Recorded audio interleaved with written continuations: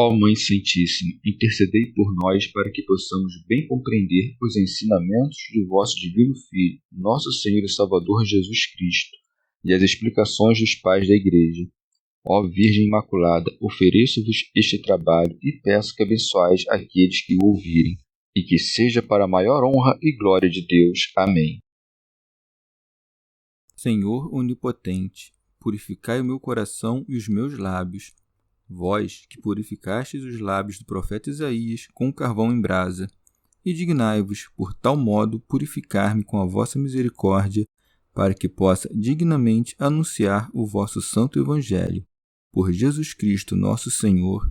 Amém. Senhor, abençoai-me. Que o Senhor resida no meu coração e nos meus lábios, para que anuncie digna e convenientemente o seu Evangelho. Amém. Evangelho de Nosso Senhor Jesus Cristo, segundo São Marcos. O endemoniado Gerazeno. Chegaram ao outro lado do mar, a região dos Gerazenos. Logo que Jesus desceu do barco, caminhou ao seu encontro, vindo dos túmulos, um homem possuído por um espírito impuro. Habitava no meio das tumbas e ninguém podia dominá-lo, nem mesmo concorrentes. Muitas vezes já o haviam prendido com grilhões e algemas, mas ele arrebentava os grilhões, estraçalhava as correntes e ninguém conseguia subjugá-lo. E sem descanso, noite e dia, perambulava pelas tumbas e pelas montanhas, dando gritos e ferindo-se com pedras. Ao ver Jesus de longe, correu e prostrou-se diante dele, clamando em alta voz: Que queres de mim, Jesus, Filho do Deus Altíssimo? Conjuro-te por Deus que não me atormentes. Com efeito, Jesus lhe disse: Sai deste homem, espírito impuro. E perguntou-lhe: Qual é o teu nome? Respondeu: Legião é meu nome, porque somos muitos. E rogava-lhe insistentemente que não os mandasse para fora daquela região. Ora, havia ali pastando na montanha uma grande manada de porcos. Rogavam-lhe então os espíritos impuros, dizendo: Manda-nos para os porcos, para que entremos neles. Ele o permitiu. E os espíritos saíram, entraram nos porcos, e a vara, cerca de 2000, se arrojou no precipício abaixo e se afogou no mar. Os que os apacentavam fugiram e contaram o fato na cidade e nos campos. E as pessoas acorreram a ver o que havia acontecido. Foram até Jesus e viram o endemoniado sentado, vestido e em são juízo, aquele mesmo que tivera a legião. E ficaram com medo. As testemunhas contaram-lhes o que acontecera com o endemoniado e o que houve com os porcos. Começaram então a rogar-lhe que se afastasse do seu território. Quando entrou no barco, aquele que fora endemoniado rogou-lhe que o deixasse ficar com ele. Ele não deixou e disse-lhe: Vai para a tua casa e para os teus, e anuncia-lhes tudo o que fez por ti o Senhor na sua misericórdia. Então ele partiu e começou a proclamar na Decápole o quanto Jesus fizera por ele, e todos ficaram espantados. Comentários dos Pais da Igreja. Teofilacto Diócrida. Uma vez que os que estavam na barca perguntavam-se uns aos outros quem seria este, foi confirmado pelo testemunho dos inimigos quem ele era. Pois aproximou-se um endemoniado confessando que ele era o Filho de Deus. Iniciando esta narrativa, diz o evangelista: Chegaram ao outro lado do mar, a região dos Gerazenos. São Beda. Gerasa é uma cidade famosa da Arábia, do outro lado do Jordão, junto ao monte Galaade, que foi ocupada pela tribo de Manassés e que não fica longe do lago de Tiberíades, no qual os porcos se lançaram. Pseudo Crisóstomo. Mas, procurando cuidadosamente na Escritura, não está aí contido o nome de Gadarenos, nem Gerazenos, mas de Gergesenos. Gadara, com efeito, é uma cidade na Judéia, perto da qual há um lago, não um mar. Gerasa, por seu turno, é uma cidade da Arábia, que não possui nem mar nem lago próximo. E para que não pareça que os evangelistas homens tão conhecedores dos arredores da Judéia, tenham dito uma mentira tão manifesta, saiba-se que Gergesa, da qual vem o nome de Gergesenos, foi uma cidade antiga ao lado daquela que agora se chama Tiberíades, ao redor da qual há um notável lago. Segue-se. Logo que Jesus desceu do barco, caminhou ao seu encontro, vindo dos túmulos, um homem. Santo Agostinho. Enquanto Mateus diz que foram 2, Marcos e Lucas recordam 1, para que saibas que um deles foi pessoa das mais ilustres e por quem aquela região sofria muito.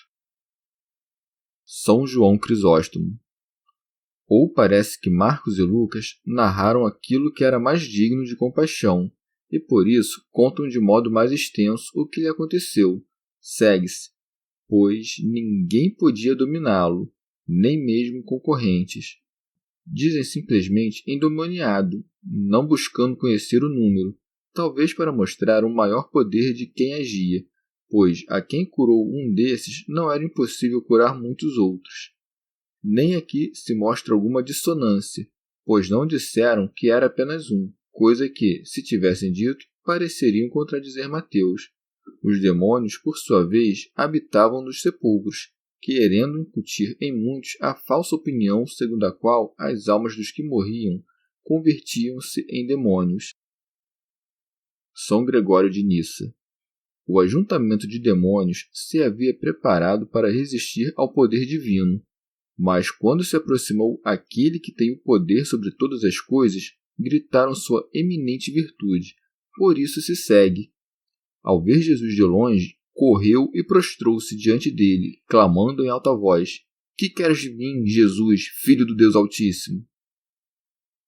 São Cirilo de Alexandria. Vê o demônio dividido em uma dupla paixão, a audácia e o temor. Opõe resistência e suplica, como se lhe dirigisse uma pergunta. Quer saber o que há de comum entre ele e Jesus, como se dissesse: Por que razão me lanças fora dos homens, já que são meus? São Beda. E que grande impiedade há dos judeus ao dizerem que ele, com quem os próprios demônios confessam não ter nada em comum, expelia os demônios em virtude do príncipe dos demônios. São Cirilo de Alexandria. Em seguida, suplicando, acrescenta: Conjuro-te por Deus que não me atormentes. Com efeito, julgava que ser lançado fora era um tormento, ou também era invisivelmente atormentado. São João Crisóstomo. Pois, conquanto sejam maus, os demônios sabem, no entanto, que, devido aos pecados, no fim algum castigo os espera, e sabiam com segurança que ainda não lhes havia chegado o momento do último castigo, especialmente porque lhes era permitido misturar-se com os homens. Mas, uma vez que Cristo os apanhara em flagrante praticando tão grandes males, pensavam que, pelo excesso de coisas que haviam praticado, não esperariam de modo algum o momento final da punição. Por isso, suplicam que não sejam atormentados. São Beda.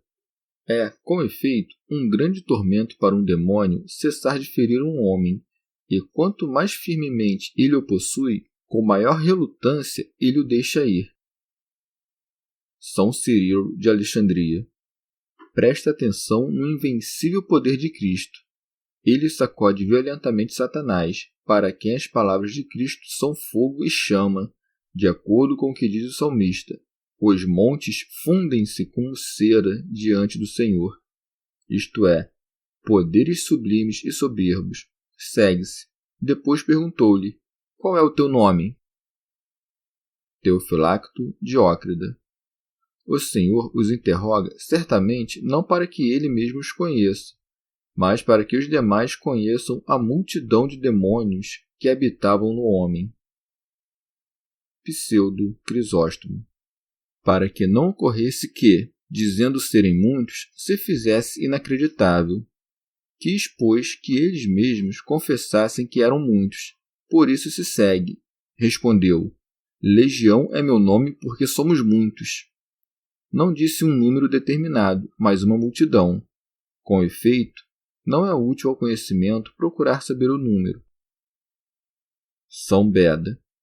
E uma vez confessado publicamente o tormento que o possuído suportava, mostra-se mais digno de gratidão o poder daquele que cura.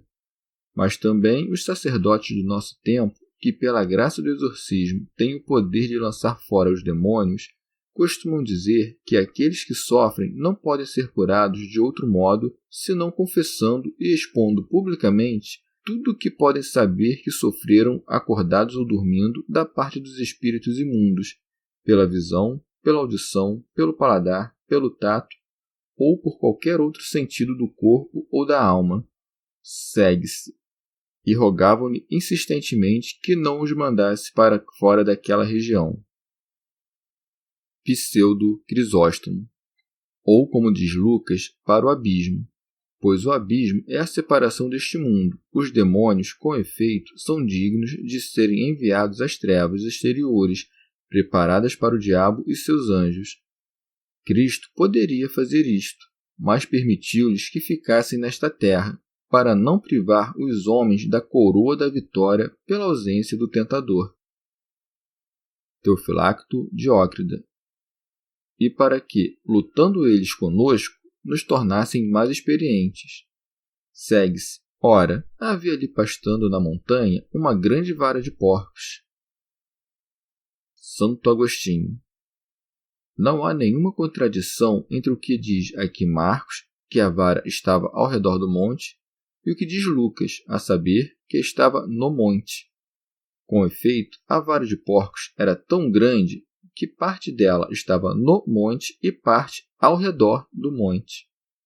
Segue-se. Rogavam-lhe então os espíritos impuros, dizendo: manda-nos para os porcos, para que entremos neles. Remígio de Auxerre. Por essa razão, entraram nos porcos não espontaneamente, mas pediram que ele lhos permitisse, para que se deixasse claro que não podem fazer mal aos homens a não ser com permissão divina. De outra parte, não pediram que fossem enviados aos homens, pois viam que aquele por cujo poder eram atormentados se revestia de forma humana. Nem pediram que fossem enviados ao gado, pois este era oferecido no templo de Deus como animais puros. Pediram que fossem enviados aos porcos, pois nenhum animal é mais imundo que o porco, e os demônios sempre se deleitam nas imundícies. Segue-se. Ele o permitiu. São Beda. E permitiu-o pela seguinte razão, para que pela morte dos porcos se oferecesse aos homens a oportunidade de salvação. São João Crisóstomo. Fê-lo querendo mostrar a todos a fúria dos demônios contra os homens, e que, se pudessem e não fossem impedidos pelo poder divino, queriam fazer-lhes coisas muito piores. E porque sua piedade não tolerava que tal demonstração se fizesse nos homens, permitiu que entrassem nos porcos para que, neles, ficasse visível o poder e o furor dos demônios. Segue-se. Então os espíritos imundos saíram e entraram nos porcos. Tito Bostrense. Já os pastores fugiram apressadamente para não morrerem com os porcos, e desta maneira espalharam o terror entre os habitantes da cidade. Por isso se segue. Os que os apacentavam fugiram e contaram o fato na cidade e nos campos. Foi a necessidade causada pelo dano que sofreram que os conduziu ao Salvador. Com efeito, frequentemente, quando Deus causa dano aos homens nas coisas possuídas, confere-lhes um benefício para as almas. Por isso se segue.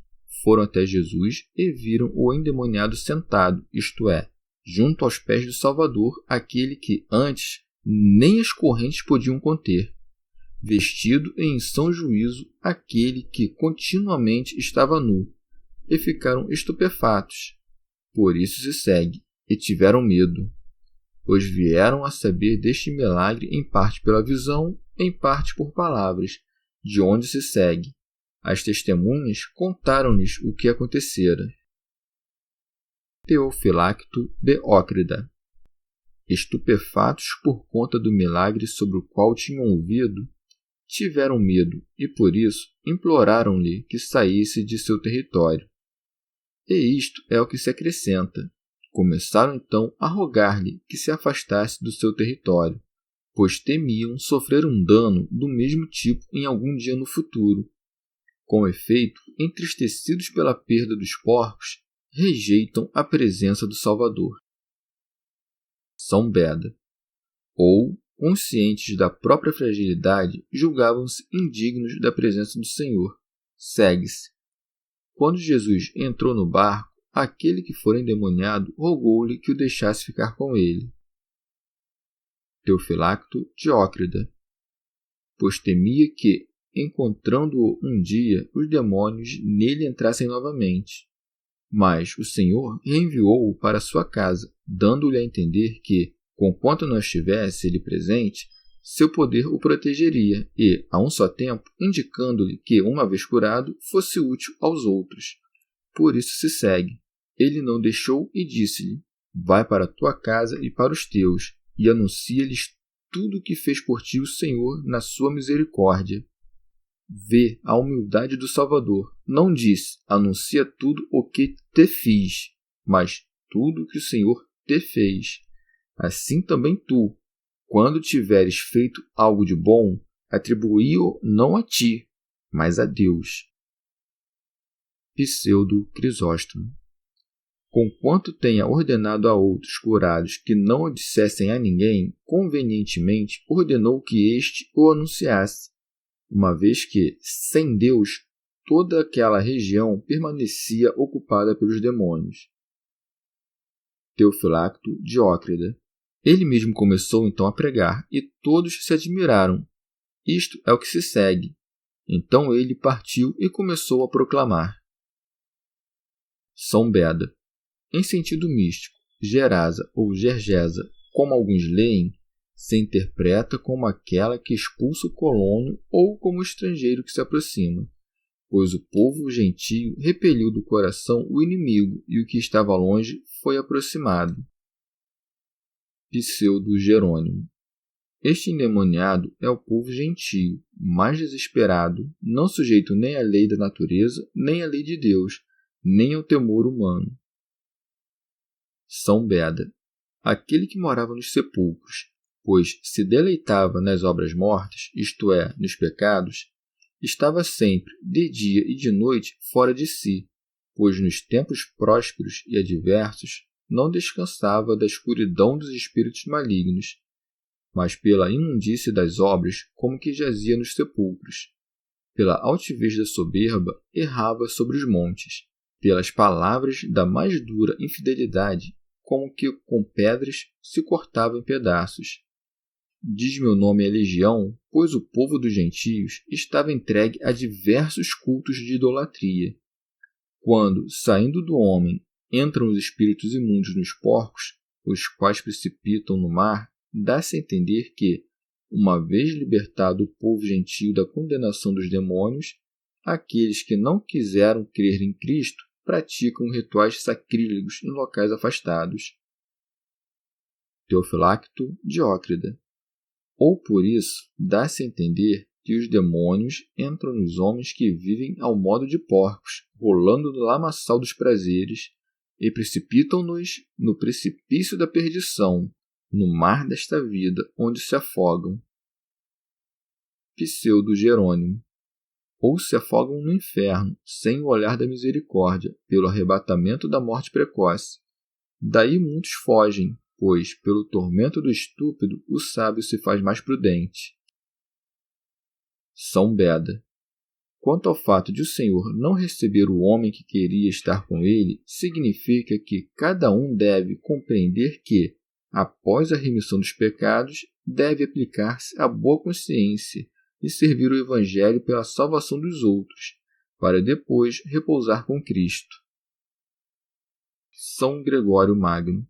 Com efeito, quando por pouco que seja colhemos algo do conhecimento divino, já não mais queremos retornar às coisas humanas e buscamos o repouso da contemplação.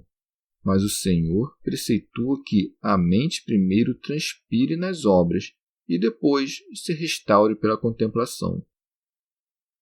Pseudo-Jerônimo. O homem curado pregava na Decápole, ao passo que, agora, os judeus são convertidos pelo reino romano, eles que se penduram tão somente na letra do Decálogo. Chegamos ao fim de mais um dia de comentários da Catena Áurea. Muito obrigado por ficarem até aqui, que Nossa Senhora derrame suas graças sobre nós e até amanhã.